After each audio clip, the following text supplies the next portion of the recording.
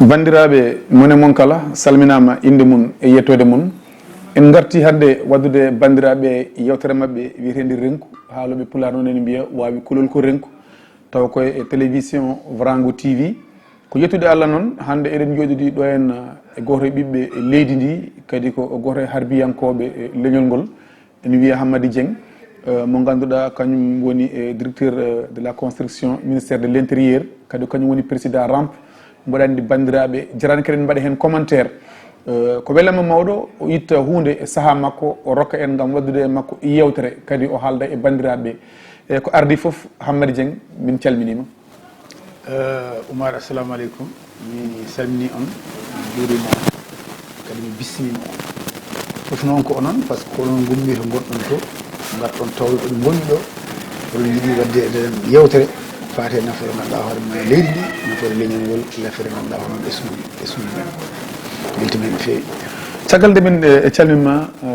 monsieur le directeur soko tawi a ruttinino min caggal seeɗa de 7 ans neɗɗo o ha 25 ans ha 35 ans holto neɗɗo o wonno kono wowno wayede ni e cukako kadi e to banggue e less nde tawno ene wowno wooda jibinaɓe kolle e jangde ɓe kolle e ndema ɓe kolle awo ɓe kolle gaynaka ɓe kadi gacce ene mboya e belanteɗe e pitali mumen so tawi artudemin caggal seeɗa 7 ans guila e cukako 35 ans 40 ans holto Hammady Dieng wonno holko mbiyata bandiraɓe? ɗum fof ko yettere Allah par ce que joɗatade ene namdi ɗum ha wawa haalde ɗum. Hammady Dieng ko cuhlel jibinel ngel to Kanel mawni toon janggi toon no gayno entré en 6e nde gummi toon faami ngal toon janggomi hakkemi 3e gummimi toon mbaɗmi transfert gartami lycée Blaise Diagne ɗon kemi baccalauréat nde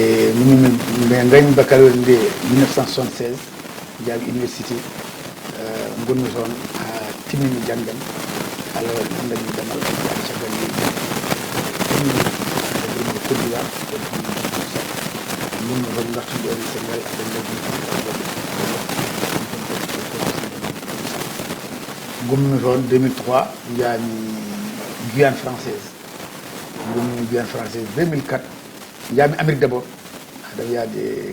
jaami Amérique d' abord après gonmi toon ha 2004 gartumi Sénégal ngel nden on ko ɗo gommi. d' accord ma en dutto e ndiɗon mbaadi joni e caggal neɗɗo o hawri e oɗon yonta saaha jangde nde ɗon e jangde hande nde soko tawino a waɗino comparé nden diplôme aji nden ɗi diplôme aji hande ɗi jangde hande nde e jangde nden nde cikkuɗa holen ko ɓuuri jogade fayida par rapport e hande no wuurani saabu ene wiiya aɗa yiya hande neɗɗo jogui diplôme aji ha wayno leydi tawani wawa haalde maɗam français. eyyi jangdeli ɗi mbawa wonde gotum hayso karallagal ngal ene serti ma walla moƴƴinne nde jangde nde moƴƴinne ɗum nde ene satti kono minen aɗa yimɓeɓe dañi chance tan ko nden jangguinowo wona neɗɗo ko jangguinoɓe ko suɓiɓe jangguinde ko ɓen on jangguinde yiɓɓe jangguinde ko ɓen jangguinde nden kadi ganduɗa hoorema jangguinowo ko lamɗo par ce que eɓe jeeya ko ganduɗa hoorema ko yimɓe ɓurɓe hewde fulla e fayida e leydi he e saaha on saaha kadi ganduɗa hoorema sa ƴeewi hewɓe mawɓe laamdiɓe Sénégal laamdiɓe Senghor ma laamdiɓe Abdou Diouf ɓe gandi ko jangguinde ɓe jeehi noon haɓe mbaɗi diplôme aji goɗɗi haɓe mbaɗi nañi karallagal gongal ganduɗa hoorema mbawi nadde e maala politique mabɓe walliɓe haɓe jeeti kono eɗen mbawi wiide e nder leyɗele men ɗum ko presque ko Afrique foof ɓurɓe hen tengtinde ɓe ha dañi hen dame mawɗe ko jangguinde ɓe puɗɗi nden donc neɗɗo so yahata ko jangguinde saabu ko yidde jangguinde kadi jangguinowo ene jogino martaba no fewi ene jogino gueɗal no fewi eyyi ɗum waɗi ani neɗɗo sene waɗa ko yiɗi ene jogui hen softede ene jogui hen gan ganduɗa hoorema kadi darde tinde par ce que yiiɗa ko waɗata ko wanno wayi donc ɗum waɗi jangde ɗi résultat o wawa wonde goto par ce que hande non seulement ko jangguete ko waylima seeɗa no jangguirte ni waylima sukaɓeɓe kadi jangguinteɓe kadi baylima ko saaha kesso ko yimɓe ganduɗa ko ɓiɓɓe men kono noon koɓe kawri ko eɗen kawrani ɗum waɗi ganduɗa hoore ma jangde waylima kono faiblesse ene jangde hannde faiblesse ne jangde hannde par ce que jangde ndi ene sifa ine keewi ko poɗɗa janggude kon heewi ala ko nden ko jangete ko ɓuuri ganduɗa hoore ma ɓuuri hettide wawde hettinede eyyi ɗum waɗi ɗum fof ne jeeya ganduɗa hoore ma eko usti karallagal wone fannuji won ko gonga haalde ɗemgal français ngal ene waɗi probléme seeɗa eyyi ɗum noon sifaji kewɗini hen sifaji gadano o anni école joni guila école primaire kam enen guure mawɗe ɗe en jawi dañi ɗum kono won école aji ganduɗa hoore ma dañi wonen guure dañi école aji fof ɓoyaji kadi collège aji ɗi nden sa heeɓi diplôme a jata ko Ndar ma ala Dakar joni collège e nder wuuro ma collège nan ɗon donc ɗemgal ngal en natti haalde français en natti wadde ƴewde holno mbaɗi fof par ce que haalade français wonɗo gonata awa ɓaɗa nanta wolof ko janggata ko français janggata a aɗa waɗat effort pour wadde hande no suka men ɓaade école aji goni kon diwaruji men mo kawruɗa fof ko pular haalata donc a jeemata haalde français haydara lycée pular ɗe kalata donc te ɗemgal sa haalani ngal a wawata moƴƴinde ngal ɗum ne jeeya ene jeeya e ɗum ɗo heewi e kadi ganduɗa hoore ma jangguinoɓe aussi bon wasata tawni ko ɓuuri en hewde gardane e jangguinde ƴettade cuɓaki jangguingol ko ala ko mbaɗi tan ko ɗum woodi hande ɓe jeehi ɓe jangguinoɓe oɗon ciftora kadi ganduɗa hoore ma saaha volontéra banduɗo e noon ɗum foof wonko usti e niveau jangde he par ce que jangguinoɓe ɓe gona haralleɓe jangginde hay soɓe jogui gandal par ce que jangginde waɗa jogade gandal tan woni wawde jangginde il faut que jogoɗa gandal mais gona karallo janggingol par ce que ɗum oɗon gandi woni ganduɗa hoorema wonto yimɓe ɓe mbaɗata poccete pewnete beele ganduɗa hoorema en mbawa jangginde alors donc oɗon goni on saaha ɓennuɗo wona cakan nden saɗa haadema jangginde ma keɓleɗan moƴƴi joni noon ko keblogol duuɓi lebbi tati lebbi nayyi jomum yaaha par ce que sohlaji keewi yiɗɓe fonɓe jangginde ɗumen keewi te jangginoɓe ngala donc ɗum fof ne jeeya eko usti niveau janggingol ngol ko wona ɗum ko noon cikkumi gacce ngalama mawɓe men rewnoɓe ɗen suɓɓinoɓe jangginde ɓe koɓe golli e yimɓe ko ɓe par ce que kamɓe eɓe nawri gueɗe kewɗe eɓe nawri karallagal ngal gandal ngal plutôt eɓe nawri karallagal ngal eɓe nawri ganduɗa hoorema ɓarade e neesu men et ça c'est très important eyyi par ce que ko yimɓe ganduɗa hoorema yinnoɓe koye mumen dariɓe darde tinde beele ganduɗa hoorema eɗen mbasa majjuru o gueɗe kewɗe won donc ɗum fof noon sa renini ɗum ma andu ganduɗa hoorema jangde adana nde ɓuuri wadde barke eyyi par ce que aussi oɗo dimension woni hen ɓuuri wadde barke yen ganduɗa hoorema neɗɗo taw ko janggade no fewi kono diplôme certificat tan omo wawi humtude hajuji eyyi joni noon en jaaɗo ha université taw hay goto eyyi voilà c'est ça donc ɗum fof ne jeeya hen donc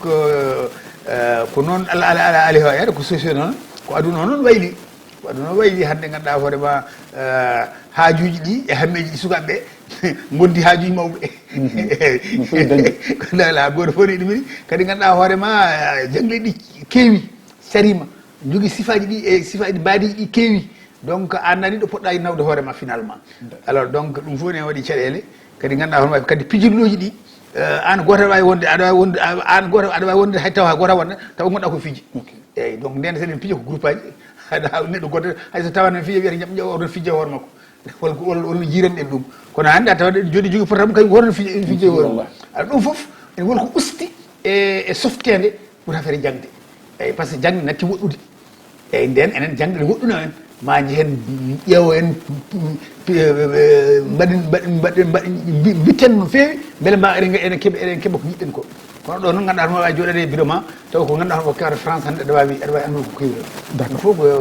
ko gueɗe ganduɗa hoorema baylude effectivement maniére no yimɓe janggata ni et bien sûr résultat o ɓaɗo effort ala hen ɓaɗo darde tinde ala hen keɓata hen ko way hano no heɓatno on saaha d' accord mbo sikki bandiraɓe paami holko woni mujibu Hamady Dieng fawi cré acci instalo yande politique raison pour laquelle eyyi mi janggini mboɗo wayde duuɓi nogas après donc cakkimi jangginde ko Gabon 2003 aɗa min komi syndicaliste pelle jangginoɓe ɓe ko min nde jaami Gabon mi waɗi ɗum mi ardima nde wonde nde gonmi Côte d'Ivoire nde mi ardima kadi fedde kadi fof ganduɗa hoorema jangguinoɓe ɓe jeeyaka e gammu ɓe gona gammuna hen fedde nde ko min ardiɓe alors noon 2003 noon min badde mabɓe ɓe mbaɗi résilier contrat donc gummi toon donc gaboɓe gidde toon ɓe cekkay kajam alors donc jaami je suis parti gartumi jaami taw mi heeɓi mboɗo jogui mi dañi contrat mi dañi visa Amérique jaami 2003 Amérique gonmi toon presque 11 mois mais no tawmi Amérique dal taw min place am ala toon parce que gara wiye il faut que change inde ma il faut que change mbiya ka a wona sénégalais ka réfugié ɗum min ɗo mi jeeyaɗo eyyi kam ɗum bagage am 2014 fin 2013 début 2014 gartumi Sénégal guila nden noon koye gollam personnel gonmi ha 2012 dañmi président Macky Sall hokkimi oɗo poste mais ko nanuma e politique exactement min nde nanmi e politique mboɗo yaade duuɓi sappo e tati kono minen kam ko yimɓe heewɓe ko joni teskima eyyi yimɓe heewɓe ko joni teskimi par ce que minen aɗani minen koye min mbaɗi milité koye ganduɗa hoore ma affaire komin saliɓe tan gila min jibina e dow ganduɗa hoore ma komin gila Senghor par ce que min tawi ɗo Senghor min tawi ɗo Abdou Diouf min tawi ɗo Abdoulaye Wade min jii foof donc nemin natata e politique de minen nani min politique tan komin salima e dow nomin jiiri ganduɗa hoore ma leyɗele men ɗi ene jogirani leyɗele men ɗe kadi ene tampina eyyi min daari hen darde tinni guila komin sukaɓe ha joni donc gandu ganduɗa hoore ma miskineɓe ene poti wallede ene poti daranede ene poti ligganede yooɓe gandu ganduɗa hoore ma leydi ndi wol feere fonde fewjede pour nde yaara yesso kono wona keɓɗo foof haada e hoore mum donc ko ɗum wonno hara men guila komin sukaɓe kono koye nden haare min goni kadi ganduɗa hoore ma koye nden haare gandumi président Macky Sall par ce que nde gonmi université ne 1982 kanko ari université min taw mi ari 1976 77 alors ɗon tawi goppumam ɗon dami 83 jaami kono taw déjà kankone kamɓe ɓe puɗɗima lomtade min e golle ɗe min liggotono e nder ganduɗa hoorema mouvement politique aɗen kanko wondi o naati seeɗa e parti Landing Savané o donc hedde 85 en mana 88 yalti mala 87 en donc ko ɗo min kawri min noon on saaha mi andano no feewi kono kamɓe ɓaade kamɓe ɓurɗo min wonde sukaɓe kamɓe ɓe gandi min par ce que minen gonno responsable nde ɓe gari université ɓe tawi ko minen gonno responsable min jalti min tottitiɓe kamɓe ɓe continue golle donc jangguingol mi jangguini kadi mi nimisitani ko jangguimi ko kadi mi arti ganduɗa hoorema Sénégal 2004 jangguinmi Jean Mermoz hakke hitande après nden noon goppumi tawmi hankkadi mi andi jangguingol no muusi kadi ganduɗa hoorema continue politique o mi kadi mbiɗa yaltide joni onon ko kaɓeton ɗon guila temps Senghor manan oɗon calo Afrique leɗɗe manan ardiɓe ko tamaɓe voilà c'est ça beele aɗa jokki on combat ha ɗo yarate ɗo ɗo ganduɗa onon ni manan gardi eyyi ko on combat ko ɗum ko ɗo ko jokkude on ngoɗo lawol addimi hawrude e président Macky Sall jurnimi golle makko e liggey makko e programme makko gandumi kadi e oɗo saaha ɗo jaraten ko yuɓɓini ko ɓuuri ko feññini ko holli yimɓe ko ene wawi wallude hayso wonano yiɗirede no adanni wayata kono so rewama ma yalti yimɓe kamɓe ganduɗa hoore ma e basal tampere hewde ma wallu yimɓe e siifa ganduɗa hoore ma ɓamtare wawde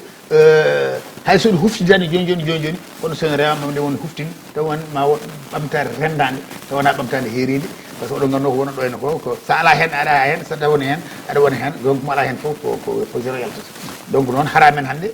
nde ko haara hanki nde ha hannde continue minen kam e banggueji amen par ce que min gondani e Macky Sall saabu goɗɗum ko saabu tan ganduɗa hoorema min witti miijo ngo min jurrima miijo ngo min gandi ko miijo nafo Sénégal so rewama d' accord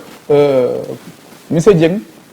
holko addanma wadde créé mouvement rampe ko yidde yaltude APR walla bon alors donc rampe d'abord ko ɗum rampe ko fedde nde ganduɗa hoorande min coosi pour jaggande président e sifaji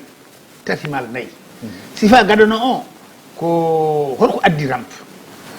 min koye APR gonmi koye APR minen foof min wonɓe rampe ɓe fof min goni kono noon holno min jiiri APR nomin jiiri APR o ni min yonanimi par ce que min jangguina par ce que minen min janggo politique minen min garani politique ni tan saabu ɓol ko non minen min janggan politique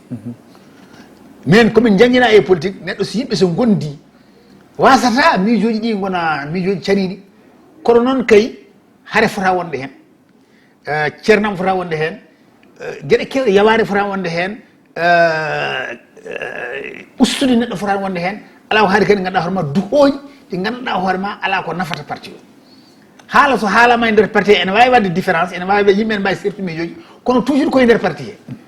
par ce que yimɓe fof mbawa rendude miijoji lawol gotol ɗum ne famni kadi ko wasi rendude miijo ngo toujours woni ganduɗa hoorema dynamique woni moteur fedde nde woni moteur fedde sa yi tan ganduɗa hoorema ɗo yimɓe kalata ene lurnodira ɓaɗa kadi lurndugal wona lurndugal ñangal wona lurndugal bonnowal ko lirgal nawo yesso par ce que goto fof hokkata ko miijo mum so miijo ɗi noon kawri wasata gonga ɓurɗo wonde gonga malla miijo ɓurɗo wonde juro feeñi eyyi donc situation affaire o dal natti yondemi yimɓe ne gondi enen ndendi programme enen ndendi yiyande enen ndendi leader Allah waɗi en kadi ganduɗa hoorema en keeɓi laamu oɗon kadi en gara pota haɓede en ponnoɗen ko jottade bitten gole ɗe ƴeewen holno jogorto poɗɗo jogorade leydi ndi beele leydi ndi ene waɗa beele golle ɗe ne mbaɗa en jogono leydi ndi nafoore alors kadi parti o kadi waɗani ala organisation eyyi parti noon so ala organisation wiide aɗa wuura hen sa renta gattambene hoorema ɗum kam ha joni ala ha joni voilà alors jaaɓi kalami président min président ɗo andimi min woni komi famata kadi woni komi wawa min mi foɗmirtaki haydara min mi dugdataki sabu politique par ce que mi yiyani hen nafoore gondami komo mbawmi haaldude komi wondata mbawmi wawa haaldude alors joni yimmi ko ballami par ce que ɗo andimi sino andani mi potimi haalde tan kono ɗo andimi yimmi ko ballami goppami kokkami autorisation yomi sos fedde nde walluma e dow mboɗo andi hannde ganduɗa hoorema wol hewɓe mettinɓe soɓe ballaka soɓe cottaka koɓe yehoɓe laabi mabɓe won hen ganduɗa hoorema kadi ene jiiɗi wadde activité ene yiiɗi wuurde te parti o wuurani ɓen kadi ganduɗa hoorema jiɗmi mi hokka ɗumen saaha mi hokka ɗumen occasion no mbawi wuurude par ce que aɗa waɗa politique a wuurani gasata ko juuri foof so aren tagi a maya alors mbimi kadi ganduɗa hoorema wolɓe mbaɗata politique wolɓe mbawa nadde e parti kono noon fedde ɗe ɗo nde jiɗmi sosde ɓaɗa ko fedde ganduɗa hoorema waɗande politique kadi waɗande social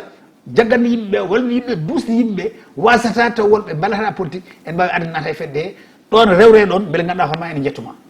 kadi ene woni des acteurs de développement ɓen ala fof ko woni golle mumen sowona ɓamtare ɓaɗa fedde ne ene wona e ɓamtare ɓen kadi ganduɗa hoorema so kaldama ma gaare fedde he te soɓe gaari e fedde he ɓe jimin ɗum e nder ɓe jimin komin golata ko mbaɓe ɓuura ɓattade ma par ce que anne kadi ganduɗa hoorema gonɗa koye golle ɓamtare donc o hokkimi autorisation ko ɗon fedde nde rampani donc sa yiiɗi wima fedde rampa way koɗo ganduɗa hoorema ciifol e nder APR ni ene jaggana ganduɗa hoorema woni sifaji kewɗi ɓaɗo parti o wuurani jogade ala organisation ala activité poɗɗo mo foti jogade rampa en ganduɗa hoorema ne heɓɓito ɗeɗon golle donc rampa ko fedde heɓɓittode kala fof ganduɗa hoorema komin coyni ene foti ene wawi bonnande APR mawi wawde bonnande président min mbaɗa hen juuɗe amen min mbaɗa hen konguɗi amen min daro hen beele ganduɗa hoorema ene wasa bonde holko woni ko firti ɗum wanti firti ko la rencontre des acteurs et mouvements pour l'émergence c'est à dire ko ɓe gandanɗa hoorema dariɓe kawri e dow yo ballu beele ganduɗa hoorema ɓamtare duumine de ha président yiiɗi wona e sénégal nde beele nden ene wona ko ɗo par ce que aɗon gandi programme plan sénégal émergent wi ko émergence ɓamtare duumide ha ɗo ene 2035 alors donc ɗum noon minen komin sehilaɓe émergence minen komin walloɓe émergence minen komin daraniɓe beele émergence ene wona saabu émergence firti ko ɓamtare duumide nde gasata ɓamtare ganduɗa hoorema rewde lawol kadi goto fof ene jogui hen gueɗal goto fof ene jogui hen darde goto fof kadi ganduɗa hoorema ene jogui hen konngol ɗum noon ko guila jooɗi darante te ganduɗa hoorema kala fof sénégal naajo jiɗɗo ɓamtare sénégal il faut ko waɗa hen jogum waɗa hen konngol mum rampa guila so sa femde ñalawma nde holko waɗi tan ko ganduɗa ko memotoɗo ko yiyato de quelque chose palpable et visible eyi eɗen politique sa wi eɗa mbaɗa a joga hakkillamu a mahata hôpital a mahata dispensaire sa wi ko waɗi ko memini ma hamno par ce que min mbaɗato gueɗe emin mbaɗa gueɗe ɗiɗi ɓurɓe mantinde emin mbaɗa politique emin darani ballal yimɓeɓe ko politique o kam ko nde Macky Sall noddi foof min daro hen darde min poti darade nde min kolle hen sifaji amen min kaalen komin parali ko haɓere balɗe noon min ɓuuri tengtinde ballal koko fati ganduɗa hoorema e aliyatimeɓe e ganduɗa hoorema e rewɓe ɓe ganduɗa hoorema woɗɗumen ne cakki ɗum guila 2016 hitande foof min ndentinaɓe min mbaɗaɓe recensé ko Allah waɗi juuɗe amen foof min totta ɓe mboɗo wawi wiide ganduɗa hoorema en mbawi wiide hakke plus de 100 millions min mbaɗi ɗum distribué taw koye maaro taw ko ganduɗa hoore ma e gueɗe koɓe cohlata min mbaɗi ɗum distribué so ɓenni ganduɗa hoore ma aliyatima ɓe kañum ganduɗa hoore ma rewɓe ɓor men sanki ɓe ko sukaɓe ganduɗa hoore ma janggoɓe école aji taw jinnaɓe mabɓe ene teddi mumen golle ɗe ɓeyde kadi ganduɗa hoore ma emin darano ɗumen emin balla ɗumen donc surtout ko ɗum woni ɓuuri mantinade ko wona ɗum ko aussi min jeehi nde Allah walli président Macky Sall dari ɗo e darde ko fate Gambie hawo régli probléme gonoɗo lamnoɗo gonotono min mbaɗi ɗo kadi caravane min jeehi toon pour timnude hakkude Sénégal e Gambie par ce que min kolliti ko président dañi ɗon ko hunde mawde gollal ngal golliɗal ngal ko gollal mawgal saabu hakkude Sénégal e Gambie ko même famille ko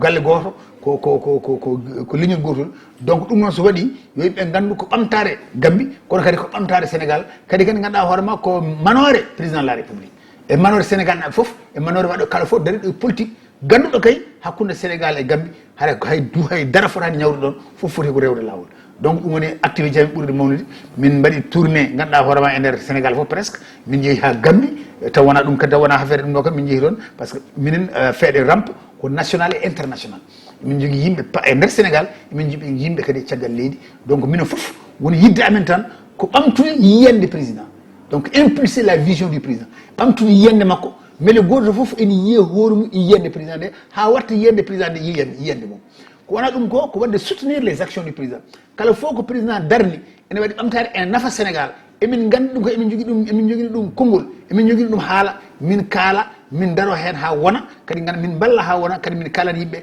ha mbawa famde ganda holko woni nafoore mum holko woni sababu